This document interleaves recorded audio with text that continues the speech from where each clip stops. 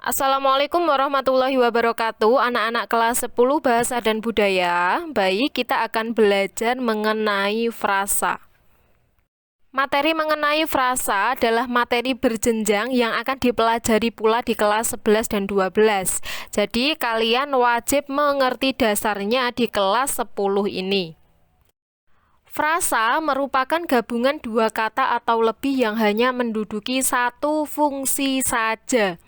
Fungsi itu ada fungsi subjek, predikat, objek, keterangan. Ya, kita lihat contoh di sini. Andika makan nasi goreng di warung. Siapa yang makan? Andika. Berarti fungsinya sebagai subjek. Sedang ngapain Andika? Makan, predikat. Apa yang dimakan? Objek, nasi goreng. Di mana? Di warung, keterangan. Kita analisis ya, ada berapa frasa di situ? Diingat-ingat, pokoknya frasa itu terdiri dari dua kata atau lebih menduduki satu fungsi. Andika, berapa kata? Satu, berarti tidak termasuk ke frasa ya. Makan, fungsinya predikat, satu kata, tidak frasa. Nasi goreng, ada berapa kata? Dua kata. Fungsinya apa? Objek, berarti nasi goreng ini frasa. Di warung, berapa kata? Dua. Di dan warung menduduki satu fungsi. Fungsinya apa? Keterangan. Nah, di warung berarti frasa. Jadi, dalam satu kalimat Andika makan nasi goreng di warung ini ada dua frasa, yaitu frasa nasi goreng dan frasa di warung. Paham ya? Sedangkan jenis-jenis frasa ada banyak sekali ya. Pokoknya kalau kita membahas mengenai frasa ini kalian wajib fokus. Frasa berdasarkan fungsi unsur pembentuknya ada dua, endosentris dan eksosentris. Frasa berdasarkan persamaan distribusi dengan kategori kata, ada frasa nominal, verbal, bilangan, keterangan, dan frasa depan. Pada video ini, Bu Vela membahas mengenai frasa berdasarkan fungsi unsur pembentuknya. Diingat-ingat, frasa berdasarkan unsur pembentuknya itu ada dua, frasa endosentris dan frasa eksosentris. Letak bedanya di mana? Kita pahami dulu teorinya ya. Saya yakin nanti kalau sudah masuk ke analisis paham. Frasa endosentris adalah frasa yang memiliki distribusi yang sama dengan unsurnya, baik semua unsurnya atau salah satu. Frasa eksosentris, frasa yang tidak memiliki distribusi yang sama dengan semua unsurnya, tidak memiliki. Jadi, letak bedanya frasa endosentris memiliki distribusi, frasa eksosentris tidak memiliki distribusi. Di situ ada satu kalimat, dua orang mahasiswa sedang membaca buku baru di perpustakaan. Ini hujan ya, jadi suaranya saya lantangkan. Dua orang mahasiswa sebagai subjek. Subjek itu kan pelaku. Siapa yang sedang membaca buku? Dua orang mahasiswa. Sedang apa dua orang mahasiswa itu sedang membaca? Berarti predikat. Apa yang dibaca? Buku baru. Objek. Di mana dia membaca? Di perpustakaan, berarti keterangan. Ada berapa fungsi di situ? 4 fungsi. Subjek, predikat, objek, dan keterangan. Ada berapa frasa? Dilihat, frasa itu kan terdiri dari dua kata atau lebih. Dua orang mahasiswa, dua kata atau lebih fungsinya subjek, berarti satu frasa. Ya kan? Sedang membaca, frasa.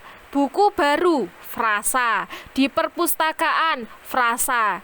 Jadi, dalam kalimat ini ada 4 frasa. Tapi kita belum tahu apakah itu masuk ke dalam frasa endosentris atau frasa eksosentris. Pokoknya kalau frasa endosentris bisa diterima, kalau frasa eksosentris tidak bisa diterima. Contoh, saya penggal-penggal frasa dua orang mahasiswa menjadi dua kalimat, ya. Dua orang sedang membaca buku di perpustakaan. Kalimatnya bisa diterima atau tidak kalau seperti itu? Bisa ya. Kalau bisa sudah pasti masuk ke endosentris. Mahasiswa. Mahasiswa sedang membaca buku di perpustakaan. Kalimatnya bisa diterima atau tidak? Bisa kan? Kalau bisa, berarti dua orang mahasiswa ini termasuk ke dalam frasa endosentris. Paham sampai sini ya? Selanjutnya kita coba penggal-penggal di perpustakaan. Itu kan satu frasa, ada dua kata, berarti kita penggalnya kata di dan penggal kata perpustakaan menjadi sebuah kalimat. Kalimat yang pertama, dua orang mahasiswa sedang membaca buku baru di. Kalimatnya bisa diterima atau tidak? Tidak bisa, ya. Lanjut lagi, perpustakaan. Dua orang mahasiswa sedang membaca buku baru perpustakaan. Kalimatnya bisa diterima atau tidak? Tidak bisa. Kalau tidak bisa, frasa di perpustakaan termasuk ke dalam frasa eksosentris. Paham ya? Selanjutnya kita masuk ke jenis-jenis frasa endosentris dibagi menjadi 3. Kalau frasa eksosentris tidak ada pembagiannya. Frasa endosentris koordinatif, kita baca teori-teorinya dulu, baru nanti kita aplikasikan ke soal-soal. Frasa endosentris koordinatif, unsur-unsur yang setara bisa dihubungkan dengan kata dan atau. Contoh, suami istri, kalau di tengah-tengah dikasih dan menjadi suami dan istri, itu koordinatif. Baik buruk, kalau di tengah-tengah ditambahi atau, baik atau buruk, berarti termasuk ke dalam frasa endosentris koordinatif. Frasa endosentris atributif, unsur-unsur yang tidak setara, tidak bisa dihubungkan dengan kata dan atau. Contoh, buku baru, buku dan baru, tidak bisa, maknanya berubah. Sedang belajar, sedang atau belajar, tidak bisa, ya. Frasa endosentris apositif, unsur yang dapat saling menggantikan. Intinya unsurnya itu sama. Contoh, Ahmad, anak Pak Sastro, sedang belajar. Siapa Ahmad? Anak Pak Sastro. Anak Pak Sastro itu siapa? Ahmad. Itulah yang dinamakan dengan frasa endosentris apositif. Kita masuk ke analisis soal. Perhatikan kalimat berikut. 1. Suami istri terlihat kompak dengan seragam yang dikenakannya. 2. Baik buruk merupakan risiko yang harus diterima. Pasangan kalimat di atas yang menunjukkan frasa endosentris koordinatif adalah, diingat-ingat kata kuncinya, kalau frasa endosentris koordinatif itu bisa ditambahi dengan dan atau, ya kan? Kita langsung masuk ke jawaban. Suami istri, kalau di tengah-tengahnya ditambahi dan atau bisa atau tidak? Suami dan istri, bisa, ya. Harus diterima, ditambahi harus dan diterima, tidak bisa, berarti jawaban A salah. Kita masuk ke B.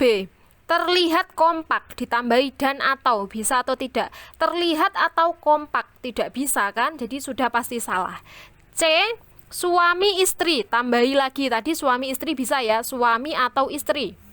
Baik buruk, baik dan buruk, bisa ya, bisa jadi C, kita simpan jawabannya.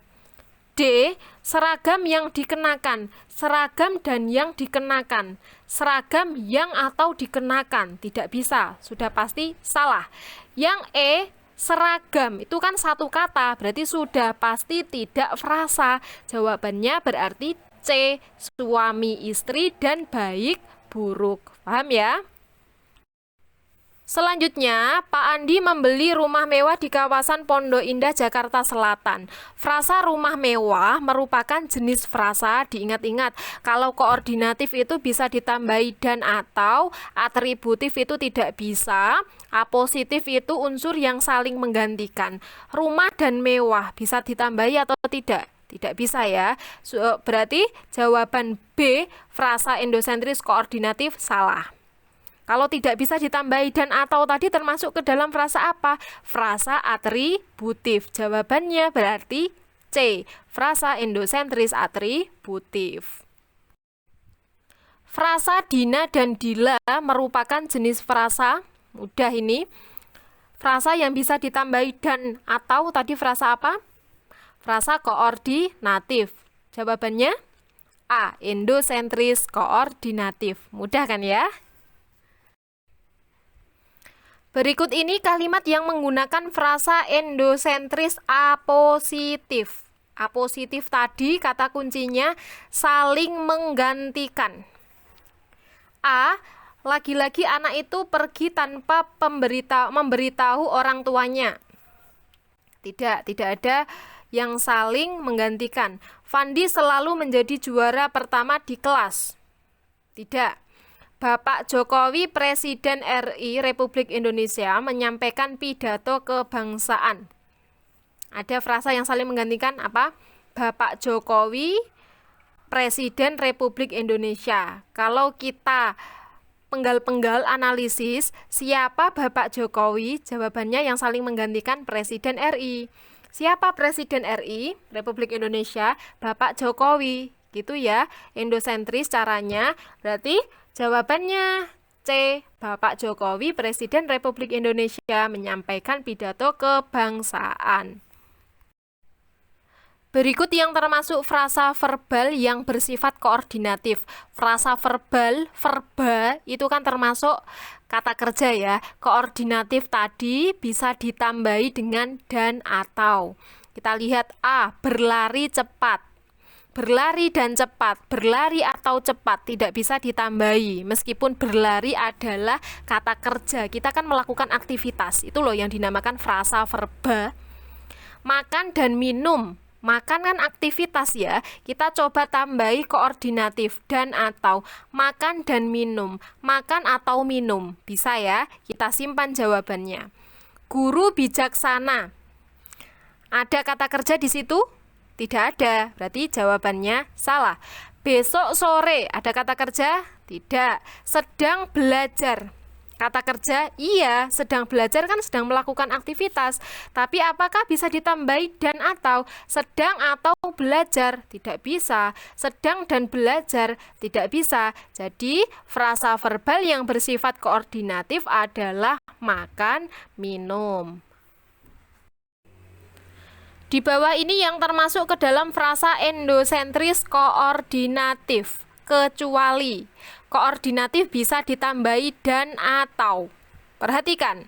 A, suami istri ditambahi dan saja. Suami dan istri, bisa ya. B, rumah dan pekarangan. Sudah termasuk wong ada kata kuncinya dan ya sudah pasti. Belajar atau bekerja, ada atau ya sudah pasti. Sedang belajar ditambahi sedang dan belajar.